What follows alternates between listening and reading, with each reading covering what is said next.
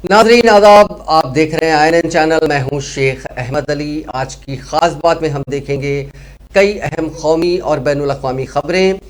स्वामी प्रसाद मौर्य के नक्शे कदम पर चलते हुए भारतीय जनता पार्टी को खैराबाद कहने वाले योगी हुकूमत के साबिक वजीर दारा सिंह चौहान ने इतवार के रोज समाजवादी पार्टी का दामन थाम लिया। स्वामी प्रसाद मौर्य और धर्म सिंह सैनी के बाद दारा सिंह योगी हुकूमत के ऐसे तीसरे वजीर हैं जो इंतखाबात से ऐन कबल समाजवादी पार्टी में शामिल हुए हैं। एसपी सरबराह अखिलेश यादव की मौजूदगी में एसपी दफ्तर लखनऊ में चौहान ने अपने हामियों के साथ पार्टी की रुकनीत हासिल की। इस मौके पर चौहान ने बीजेपी पर गरीबों के साथ नाइंसाफी करने का इल्जाम लगाते हुए कहा कि उत्तर प्रदेश में 5 साल में समाज के सभी तबकात में बेचैनी शबाब पर पहुंच गई तो उन्हें वजारत छोड़ने का फैसला करना पड़ा। उन्होंने उसे अपनी घर वापसी करार देते हुए कहा कि बीजेपी ने इख्तिदार में आने के लिए अपने नारे के मुताबिक साथ तो सबका लिया, लेकिन योगी हुकूमत में विकास चंद लोगों का ही हुआ।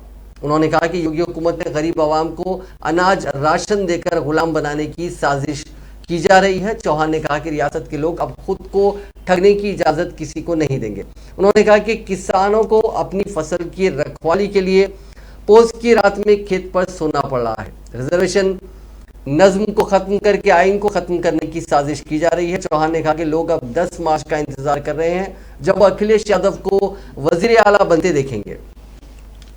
उन्होंने कहा कि बीजेपी में हम 5 साल तक इंतजार करते रहे कि दलित और पसमानदा तबकात का भरोसा कायम होगा। जब पूरी रियासत में आवाम के दरमियान बेचैनी अपने शबाब पर पहुंच गई तो उन्हें बीजेपी को छोड़ना ही पड़ा।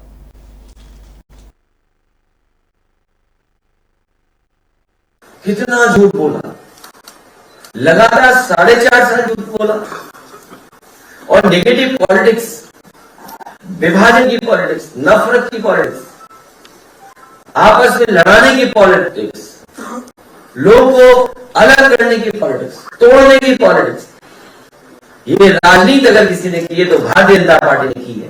मुझे खुशी है आप लोगों के साथ आने से अब एक दूसरे का साथ देकर के हम लोग पॉजिटिव पॉलिटिक्स करेंगे, विकास की पॉलिटिक्स करेंगे, खुशहाली की पॉलिटिक्स करेंगे और हमारा आपका वो जो सामाजिक न्याय है वो खुशहाली वाला है, सबको साथ लेकर के आगे बढ़ने वाला है। कितना झूठ बोला। उत्तर प्रदेश असेंबली इंतखाबात से पहले बीजेपी ने समाजवादी पार्टी में बड़ी सेंध मारी है। मुलायम सिंह यादव की छोटी बहू अपर्णा यादव बीजेपी में शामिल हो सकती हैं। इससे पहले मुलायम के समधी हरिओम यादव भी बीजेपी का दामन थाम चुके हैं। अपर्णा यादव मुलायम सिंह यादव के छोटे बेटे प्रतीक यादव की बीवी हैं। बीजेपी उन्हें लखनऊ कैंट से उम्मीदवार बना सकती है। अपर्णा यादव 2017 में समाजवादी पार्टी के टिकट पर इस सीट से इलेक्शन लड़ चुकी हैं, लेकिन उस इंतखाब में उन्हें बीजेपी के रीता बहुगुणा जोशी ने हरा दिया था।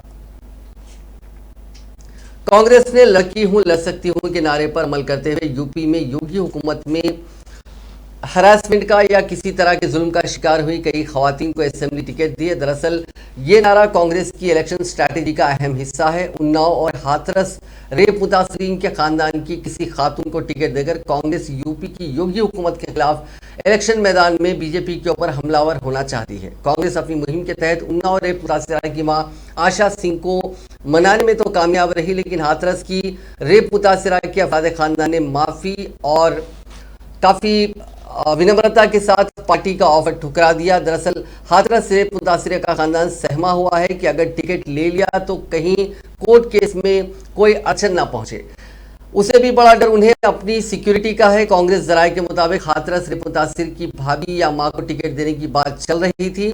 रेप मुतासिर के भाई संदीप से जब इस बारे में बात की गई तो उन्होंने पहले तो टिकट के ऑफर की बात पर टाल मटोल किया, लेकिन फिर खुलकर कहा कि आशा सिंह की बेटी का मुलजिम जेल में है, अभी हम केस लड़ रहे हैं। अगर सियासत में आया तो फिर हमारे खिलाफ भी सियासत होगी, केस कमजोर करने की कोशिश होगी। दूसरी बात, सिक्योरिटी में तैनात जवान उसी हुकूमत के हैं जिसके खिलाफ कांग्रेस हमें खड़ा करना चाहती है। सवाल भरे लहजे में वो कहते हैं कि जिनसे सिक्योरिटी लेंगे उनके खिलाफ क्या लड़ाई की जा सकती है। रेप मुतासरा के भाई ने वाजे लफ्जों में कहा कि हमारे गांव में 4 घर दलितों के हैं, पूरे गांव में करीब 125 खानदान रहते हैं, बाकी घर ठाकुर और ब्राह्मणों के हैं। रेप का मुलजिम जिन पर इल्जाम लगा है रेप का वो भी ठाकुर हैं। हमारे साथ वैसे भी हादसे के वक्त कोई खड़ा नहीं हुआ। अब तो गांव में हम सीधे निशाने पर हैं। मुलजिम इतने दबंग थे कि हुकूमत को सिक्योरिटी देनी पड़ी। तो फिर आप ही बताओ कि इलेक्शन लड़कर हम कहाँ जाएंगे। और तो और आसपास के 22 गांव ठाकुरों के हैं। उनसे जब ये पूछा गया कि अगर इलेक्शन लड़ते हैं तो आपकी माँ या भाभी जीत जाती हैं तो फिर केस लड़ना और सिक्योर रहना आसान हो जाएगा। वो कहते हैं कि आप बताओ, हमारे गांव समेत आसपास के 22 गांव ठाकुरों के हैं। ठाकुरों के 22 और मेरा एक गांव मिलाकर 23 गांव में मुश्किल से 50 घर भी दलितों के नहीं होंगे। तो हमें वोट कौन देगा? हर गांव में 2 से 4 ही घर दलितों के हैं। तो हारना तो बिल्कुल पक्का है। और हारने के बाद हमारी हालत आज जो है उससे भी बुरी हालत उसके बाद होगी। हमारा मकसद पहले केस जीतना है, इंसाफ हासिल करना है और खानदान को महफूज रखना है। उत्तर प्रदेश में इंतखाबात से कबल समाजवादी पार्टी के कदावर कायद आजम खान के बेटे अब्दुल्ला आजम को बड़ी राहत मिली। तकरीबन 23 महीने बाद वो जेल से रिहा हुए। उसके बाद अब्दुल्ला आजम ने हुकूमत और इंतजामिया पर जमकर निशाना लगाया। अपने वालिद के पार्लिमानी हल्के रामपुर पहुंचने के बाद अब्दुल्ला आजम ने कहा कि इस मरतबा इंतखाबात हुकूमत बामुकाबला आवाम होंगे। उन्होंने कहा कि जेल में उन्हें बहुत अजियतें दी गई। साबिक रुकन असेंबली अब्दुल्ला आजम ने जेल से तकरीबन 2 साल बाद रिहा होने के बाद रामपुर पहुंचने के बाद कहा कि जितना जुल्म हो सकता था वो किया गया। आज भी मेरे वालिद आजम खान की जान को खतरा है। उनको कुछ भी हुआ तो हुकूमत और जेल इंतजामिया उसकी जिम्मेदार होगी। अब्दुल्ला आजम ने मजीद कहा कि यहाँ मौजूदा अफसरान के रहते गैर जानिबदाराना इंतखाबात मुमकिन नहीं है। लिहाजा इलेक्शन कमीशन को इस बात का नोटिस लेना चाहिए। उन्होंने कहा कि इंतखाबात हुकूमत बामुकाबला आवाम होंगे। रियासत में नज़्म व नस्क की सूरत हाल अबतर है। पुलिस रामपुर वालों की हड्डियां तोड़ने और भैंस और बकरी चोरी के इल्जाम में जेल भेजने के लिए ही है, जबकि पुलिस इंस्पेक्टर गैंगरेप में पकड़े जाते हैं। अब्दुल्ला आजम ने मजीद कहा कि लोग परेशान हैं। कहावत है कि डूबती हुई कश्ती से सब भाग जाते हैं। बीजेपी ने उनके साथ जो किया वो दुनिया जानती है। 2.5 साल में भी ऐवान गया था, मैंने भी वो सब देखा है।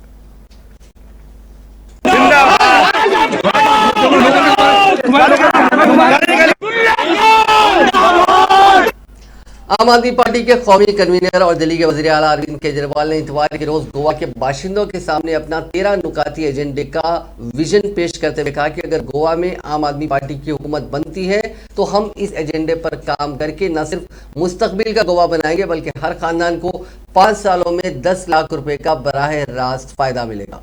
केजरीवाल जो गोवा के दौरे पर हैं, एक प्रेस कॉन्फ्रेंस में कहा कि हम हर खानदान को बिजली, पानी, सेहत और तालीम की सहूलतें मुफ्त फराहम करेंगे और 3,000 रुपये बेरोजगारी भत्ता और खवातीन को 1,000 रुपये देंगे। इससे गोवा में हर खानदान को औसतन 2 लाख रुपए सालाना और 5 सालों में 10 लाख रुपए की बचत होगी।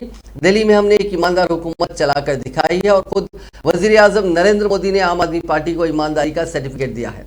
हम पर पुलिस और सीबीआई का छापा मारा गया और हमारी 400 फाइलों की जांच की गई, लेकिन उनमें एक भी गलती नहीं मिली। आज़ाद हिंदुस्तान में अब तक की सबसे ईमानदार पार्टी आम आदमी पार्टी है और हम गोवा में भी बदउनवानी से पाक और ईमानदार हुकूमत देंगे।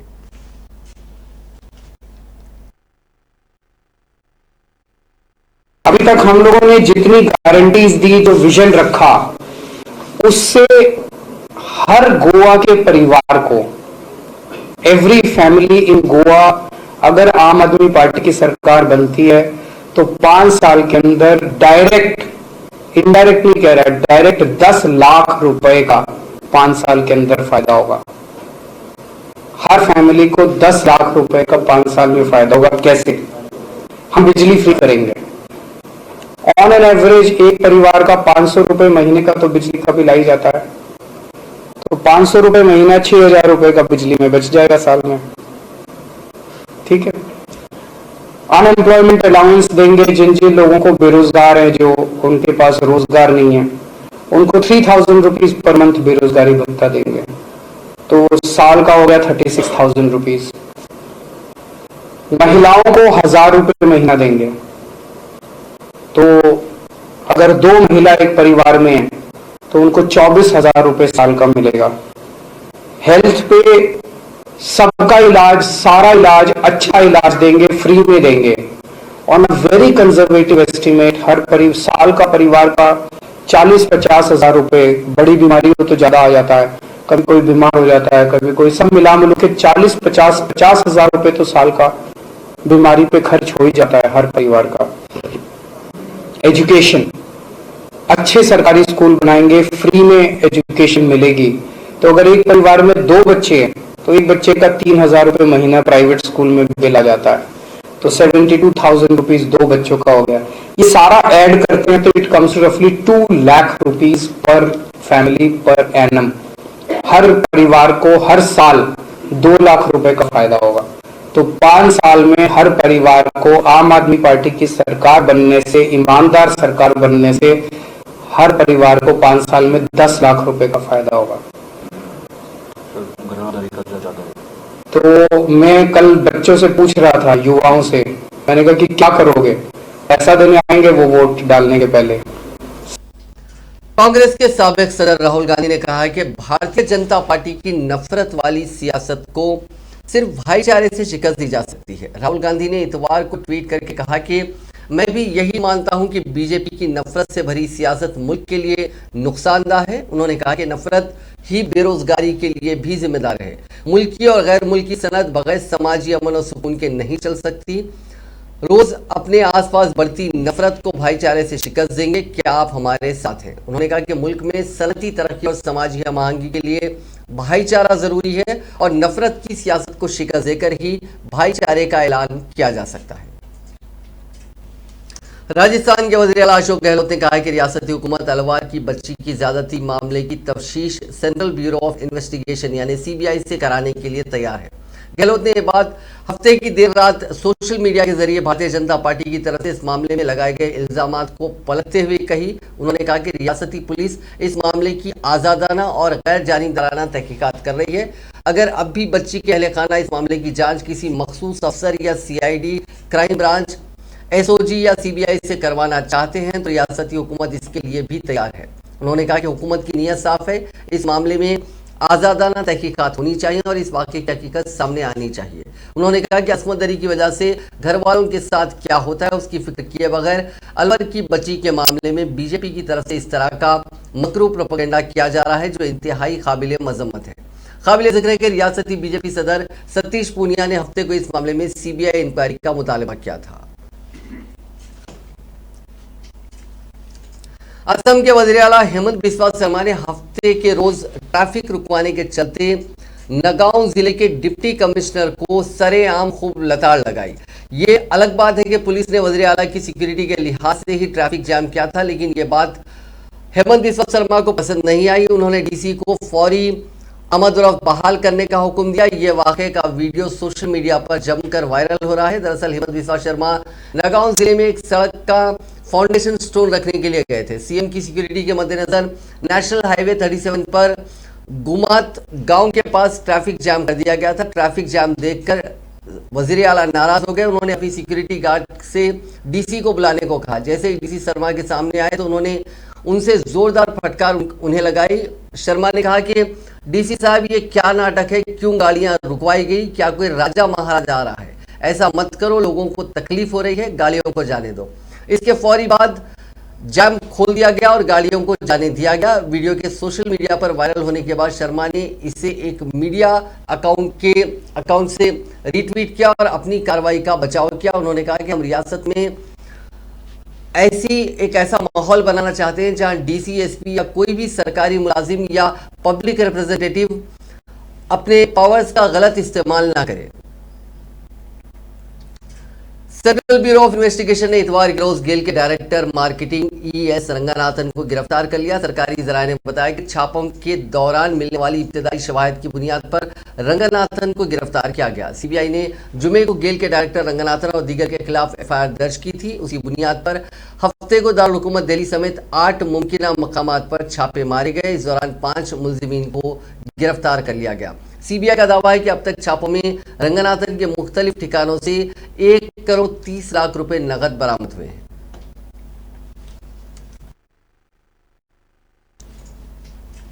अब बात कोरोना वायरस की। पिछले 24 घंटों में कोरोना के केसेस में कुछ कमी देखी गई। पिछले 24 घंटों में दुनिया भर में 23,94,765 अफराद कोरोना से मुतासिर हुए हैं और इसी दौरान 5,581 अफराद की मौत हुई है।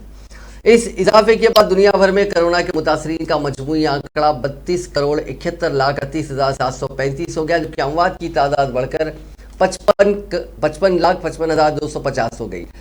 दुनिया भर में फिलहाल 5,39,59,328 अफराद का इलाज जारी है।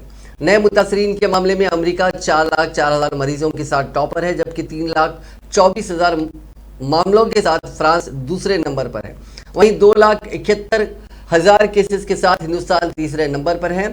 बीते दिन सिर्फ अमेरिका में ही 886 नई अमवात दर्ज की गई। एक्टिव केसेस के मामले में अमेरिका टॉप पर है। पूरी दुनिया में 5 करोड़ 47 लाख एक्टिव केसेस है। इनमें से 2 करोड़ 27 लाख केसेस अकेले अमेरिका में हैं। पूरी दुनिया में अब तक करीब 32 करोड़ 66 लाख से ज्यादा लोगों ने इस वबा की चपेट में आ चुके हैं। इनमें से 26 करोड़ 63 लाख ठीक हो चुके हैं। वहीं 55,53,000 ने जान गंवाई है। चीन की दारुल हुकूमत बीजिंग में पहले ओमिक्रॉन इन्फेक्शन की तस्दीक हुई है। बीजिंग में 4 से 20 फरवरी के बीच विंटर ओलंपिक का इनेकाद किया जाना है। इस एक मुतासिर के मिलने के बाद उस शख्स के इलाके में लॉकडाउन लगा दिया गया है। वेस्टर्न बीजिंग जिले के एक ओहदेदार ने बताया कि इस मुतासिरा शख्स के घर और ऑफिस को टेम्पररी बंद कर दिया गया है। इस मुतासिर के घर और ऑफिस में काम करने वाले 2,430 लोगों के सैंपल कोविड जांच के लिए भेजे गए हैं। हिंदुस्तान में पिछले 24 घंटों में 2,71,190 कोरोना के मुतासरीन मिले। 1,38,201 लोग ठीक हुए, जबकि 314 लोगों की मौत हो गई। इस तरह एक्टिव केसेस यानी इलाज करा रहे मरीजों की तादाद में 1,32,675 की बढ़ोतरी दर्ज की गई। फिलहाल मुल्क में 15,44,000 एक्टिव केसेस हैं। तीसरी लहर में एक्टिव केसेस पहली बार 15 लाख के पार पहुंचा है। वहीं नए मुतासरीन महज 2,357 की बढ़ोतरी इनमें देखने को मिली है। इससे पहले जुमे के रोज 2,68,000 लोग मुतासिर हुए थे। मुल्क में अब तक जुमला 3 करोड़ 71 लाख लोग इस वबा की चपेट में आ चुके हैं, जिनमें से करीब 3.5 करोड़ लोग रिकवर हुए हैं। अब तक 4,86,061 लोगों की मौत हो चुकी है। मुल्क में 1 जनवरी को टोटल एक्टिव केसेस का आंकड़ा 1,22,801 था। इस लिहाज से सिर्फ 15 दिन में एक्टिव केसेस करीब 12.5 गुना बढ़ गए हैं।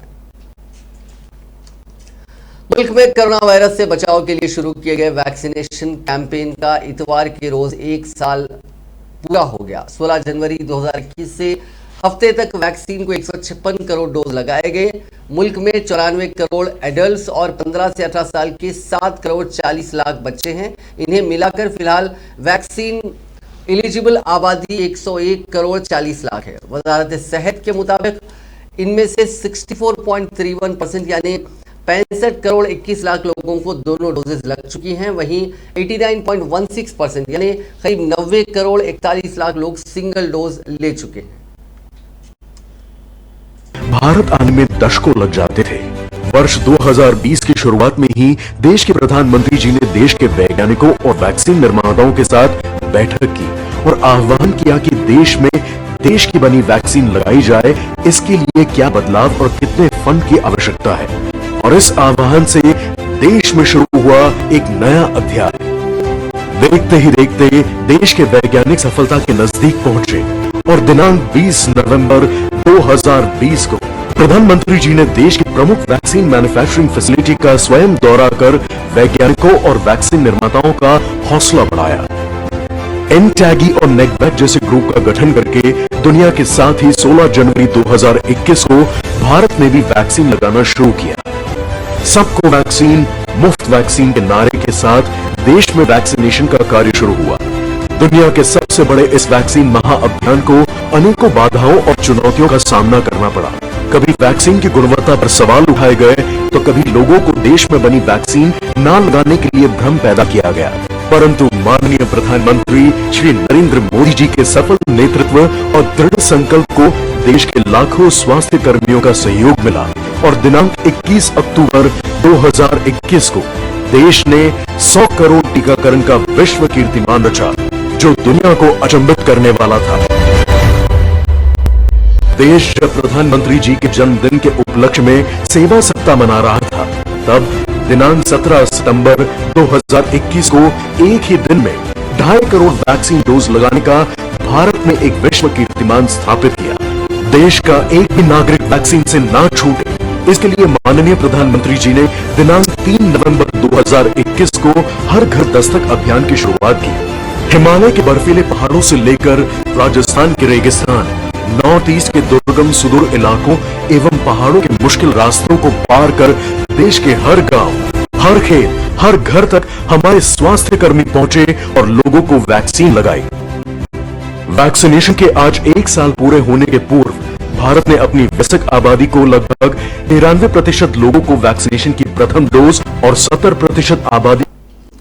अब एक चौंकाने वाली खबर, national commission for protection of child rights ने सुप्रीम कोर्ट को जानकारी दी है कि अप्रैल 2020 से अब तक मुल्क के 1,47,492 बच्चों ने कोरोना और दीगर वजूहात के चलते अपने माँ बाप में से किसी एक को या दोनों को खोया है।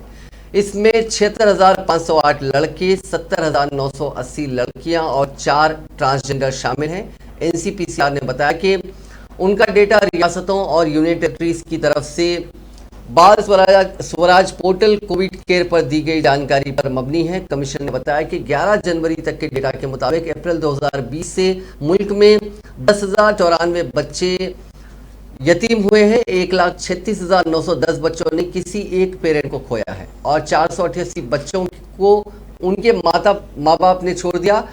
मजमूई तौर पर यह तादाद 1,37,492 है। कोरोना वायरस से मुतासरा मारूफ गुलकारा लता मंगेशकर की हालत में अब बेहतरी नजर आ रही है, अगरचे उन्हें अब भी आईसीयू में ही रहना पड़ेगा। डॉक्टरों ने इतवार के रोज ये इत्तला दी। उनका इलाज करने वाले डॉक्टरों में से एक डॉक्टर प्रतीश समदानी ने बताया कि 92 साल गुलकारा की सेहत आहिस्ता आहिस्ता बेहतर हो रही है, ताहम वो डॉक्टरों की निगरानी में ही रहेंगी।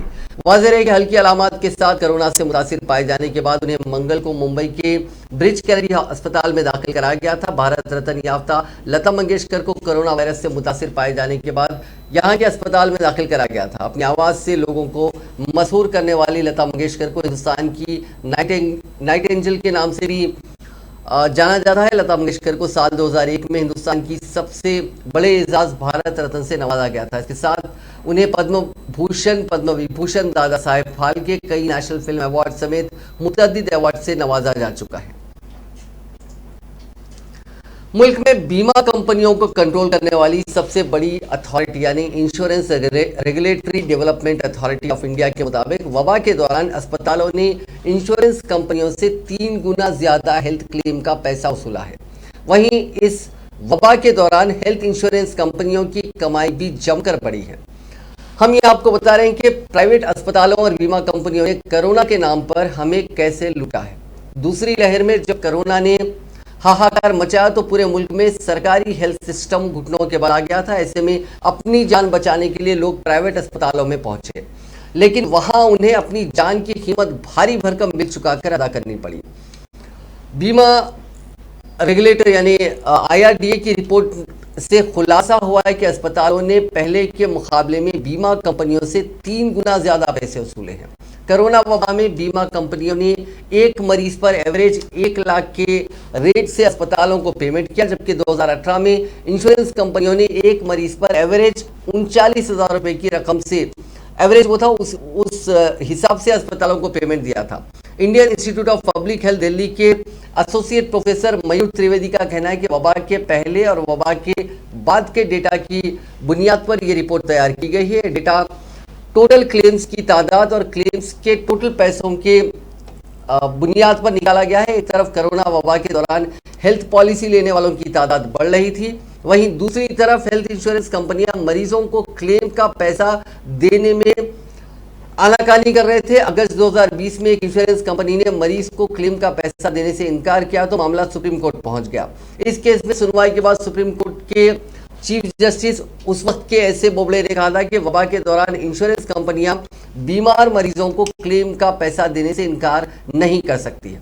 बता दें कि पहली लहर के बाद से ही हेल्थ पॉलिसी खरीदने वालों की तादाद बढ़ने लगी है। अक्टूबर 2020 में पॉलिसी खरीदने वालों की तादाद में 40 से 70% का इजाफा हुआ। वहीं हेल्थ इंश्योरेंस कंपनियों की सालाना कमाई का अंदाजा इस बात से लगाया जा सकता है कि कंपनियों ने सिर्फ एक महीने यानी अगस्त 2020 में 6,268 करोड़ रुपए प्रीमियम के पैसे से कमाए। एक साल पहले अगस्त 2019 में इन कंपनियों ने 4,981 करोड़ रुपए प्रीमियम से कमाए थे। इस तरह साफ है कि कोरोना की वजह से पहले के मुकाबले में लोगों ने बीमा कंपनियों को सिर्फ एक महीने में 1287 करोड़ रुपए का प्रीमियम ज्यादा दिया। नीति आयोग ने अक्टूबर 2021 में हेल्थ इंश्योरेंस फॉर माफ कीजिएगा, एक रिपोर्ट उन्होंने जारी की थी नीति आयोग ने। इस रिपोर्ट में कहा गया था कि मुल्क की 70% आबादी किसी न किसी बीमारी के किसी न किसी हेल्थ कवर में हेल्थ इंश्योरेंस कवर के दायरे में है। इनमें रियासती हुकूमतों की स्कीम्स, सोशल इंश्योरेंस स्कीम्स और प्राइवेट कंपनियों की बीमा पॉलिसी शामिल है। इसके अलावा मुल्क में रहने वाले 30% यानी करीब 40 करोड़ लोग बीमा से महरूम हैं। इन लोगों की रिपोर्ट में मिसिंग मिडिल कहा गया। मिसिंग मिडिल वाले ग्रुप में ज्यादातर गरीब लोग हैं। ये सरकारी अस्पतालों और हेल्थ सिस्टम पर मुनहसर है। इसी वजह से दूसरी लहर के दौरान इलाज नहीं मिलने की वजह से सबसे ज्यादा मौतें उन्हीं लोगों की हुई हैं। IRDA ने 2020-21 की सालाना रिपोर्ट जारी की है। इसके मुताबिक पर्सनल लाइफ इंश्योरेंस के मामले जुमला 11 लाख एक क्लेम्स कंपनियों को मिले थे। 11,01,000 क्लेम्स से इनमें से लाइफ इंश्योरेंस कंपनियों ने 10,84,000 क्लेम्स का पेमेंट किया, जिसकी टोटल रकम 26,422 करोड़ रुपए थी। बीमा कंपनियों ने 9,527 क्लेम्स को वजाहत नहीं मिलने की वजह से खारिज कर दिया। इसकी रकम 865 करोड़ रुपए थी, जबकि 3,032 क्लेम्स को सीधे खारिज कर दिया गया। इसकी रकम 60 करोड़ रुपए थी। अगर हम मजमूई तौर पे देखें तो इस कोरोना वबा के दौरान लाइफ इंश्योरेंस कंपनीज या हेल्थ इंश्योरेंस कंपनीज और साथ ही प्राइवेट हॉस्पिटल्स, इन लोगों ने आम लोगों को जमकर लूटा। कोरोना जांच के लिए सैंपल अगर मुंह से लिया जाए तो नाक से लिए गए सैंपल के मुकाबले में ज्यादा बेहतर नतीजे आते हैं। वायरस का पता भी जल्दी लगाया जा सकता है। यूनिवर्सिटी ऑफ मेरीलैंड के रिसर्चर डॉक्टर डोनाल्ड मिल्टन ने कुछ स्टडीज की बुनियाद पर दावा किया है। उनका कहना है कि कोरोना वायरस सबसे पहले मुंह और गले में नजर आता है। डॉक्टर मिल्टन और उनकी टीम ने कोरोना टेस्ट के बेहतर मेथड को पहचानने के लिए एक रिसर्च की है। इसमें कोरोना मरीजों में अलामत आने से पहले ही उनकी नाक और मुंह से सैंपल ले लिए गए थे। रिसर्च के मुताबिक नाक के मुकाबले में मुंह में 3 गुना ज्यादा वायरस पाया गया। साथ ही मुंह से लिए गए सैंपल ने ज्यादा कोरोना पॉजिटिव रिजल्ट दिए। ये नाक के मुकाबले में 12 गुना ज्यादा था। डॉक्टर रवि सिक्का कहते हैं कि ओमिक्रॉन की लहर के बीच हमें कोरोना टेस्टिंग को अपडेट करना जरूरी है। ये वेरिएंट जिसमें बहुत तेजी से डुप्लीकेट होता है और फैलता है।